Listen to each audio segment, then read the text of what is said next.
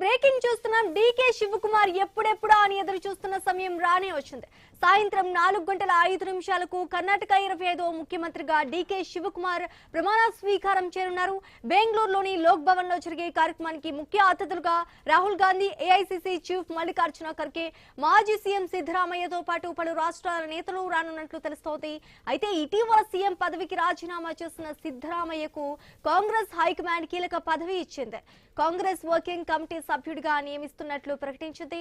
ఈ బాధ్యతలు తక్షణమే అమల్లోకి వస్తాయని ఆ పార్టీ ప్రధాన కార్యదర్శి కేసీ వేణుగోపాల్ ప్రకటించారు. కర్ణాటక సీఎం పదవికి సిద్ధరామయ్య రాజీనామా చేయగా కొత్త సీఎంగా డీకే శివకుమార్ ఈ రోజు ప్రమాణ స్వీకారం చేయబోతున్నారు.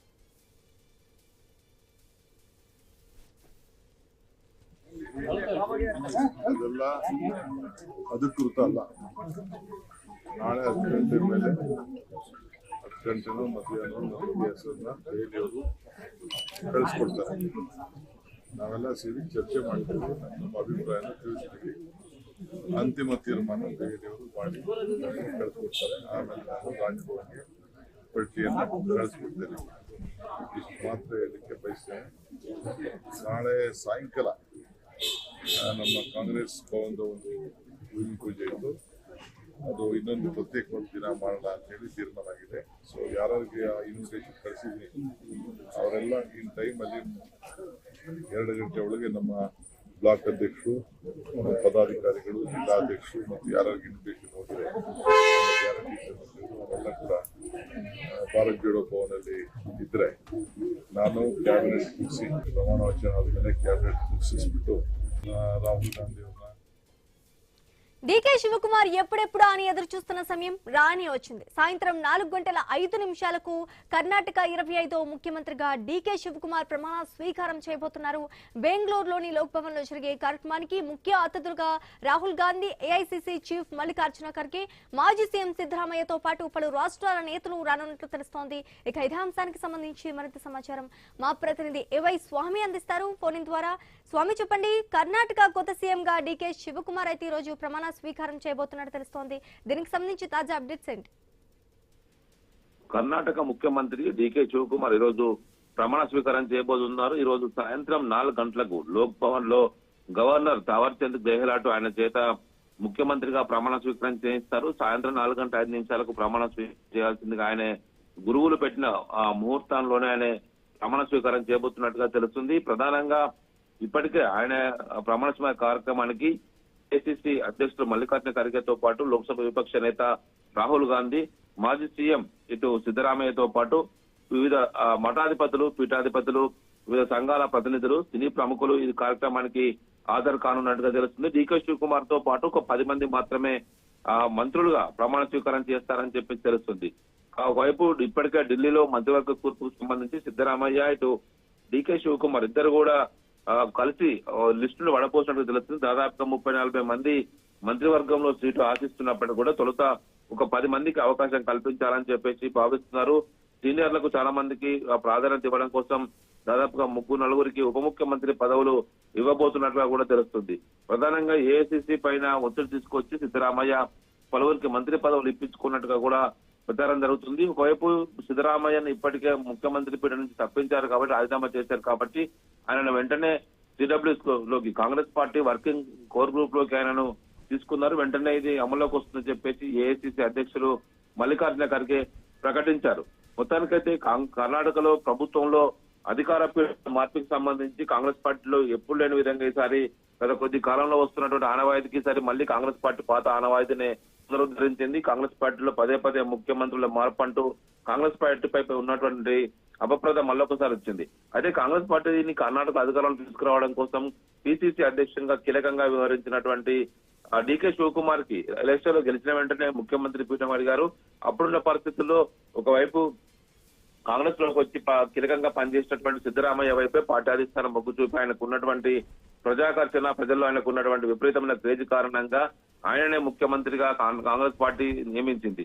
దాదాపు 2.5 సంవత్సరాలు ముఖ్యమంత్రిగా చేయాలని చెప్పి చిరువురు భావించినప్పటికీ కూడా మధ్యలో కొంత గ్యాప్ రావడంతో కూడా ఇటీవల పరిణామాల నేపథ్యంలో రాహుల్ గాంధీ సిద్ధరామయ్యను ఒప్పించి ఆయన రాజీనామా చేయించి మళ్లీ డీకే శివకుమార్ కు ముఖ్యమంత్రి పీఠం ఇప్పించడంలో కీలక భూమిక పోషించారు.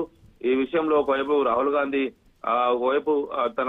ఒకవైపు దౌత్యంతో సక్సెస్ అయ్యారని చెప్పేసి కూడా పార్టీ నేతలు భావిస్తున్నారు. మొత్తానికైతే సిద్ధరామయ్యను పక్కన పెట్టి ఆయనను జాతీయ స్థాయి రాజకీయాలకు తీసుకొని డీకే శివకుమార్ నేతృత్వంలో వచ్చే ఎలక్షన్స్ ని ముందుకెళ్లడం కోసమే డీకే శివకుమార్ ని ముఖ్యమంత్రి పీఠంలో పెట్టబోతున్నట్టుగా తెలుస్తుంది. కాంగ్రెస్ పార్టీలో ట్రబుల్ షూటర్ గా పార్టీలో ఒక బలమైనటువంటి కాంగ్రెస్ పార్టీ అధిష్టాన నేతలకు అత్యంత నమ్మకస్తుడిగా పేరున్నటువంటి డీకే శివకుమార్ వైపే కాంగ్రెస్ పార్టీ అధిష్టానం మొగ్గు చూపింది. ఈ రోజు సాయంత్రం 4:05 ఆయన కర్ణాటక లోక్ భవన్ లో గవర్నర్ తావర్ చంద్ గెహ్లాట్ చేత ముఖ్యమంత్రిగా ప్రమాణ స్వీకారం చేస్తారు. Sreeja, right, thanks for the update స్వామి.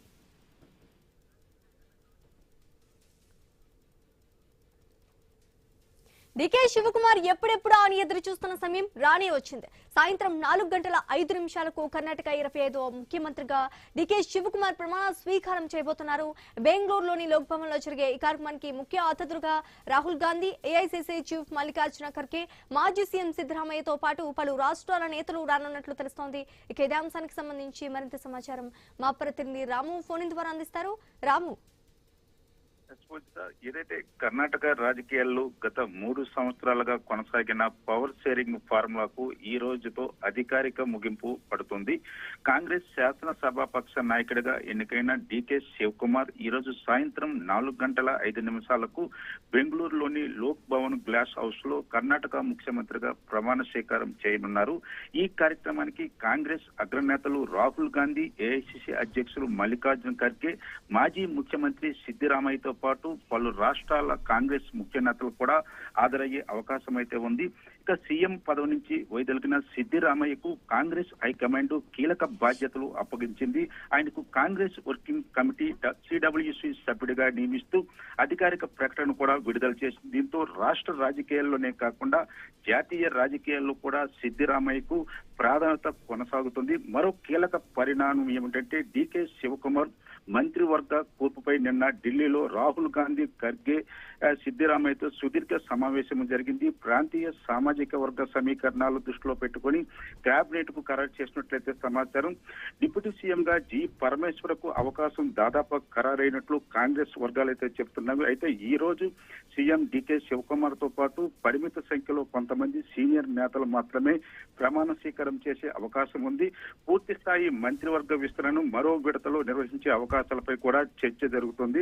అంటే దీనిపై అధికారిక జాబితా మాత్రం ఇంకా విడుదల కాలేదు. అలాగే ప్రమాణ స్వీకారం అనంతరం డీకే శివకుమార్ తొలి కేబినెట్ సమావేశం నిర్వహించి కొన్ని ప్రజాకర్షణ నిర్ణయాలను ప్రకటించే అవకాశాలు కూడా స్పష్టంగా కనిపిస్తున్నవి. అయితే ఈ కార్యక్రమం నేపథ్యంలో భారీ ప్రజలు, కాంగ్రెస్ కార్యకర్తలు, ప్రముఖులు హాజరవుతుండటంతో బెంగళూరులోని విధాన సౌధ పరిసర ప్రాంతాల్లో ప్రభుత్వం హాఫ్ డే సెలవు కూడా ప్రకటించింది. మొత్తంగా చెప్పాలంటే సిద్ధరామయ్య యుగానికి ముగింపు పలుకుతూ డీకే శివకుమార్ నేతృత్వంలో కాంగ్రెస్ ప్రభుత్వం 2వ అంకం ఈ రోజు అధికారికంగా ప్రారంభం కానుంది. Right, thanks for the update Ramu.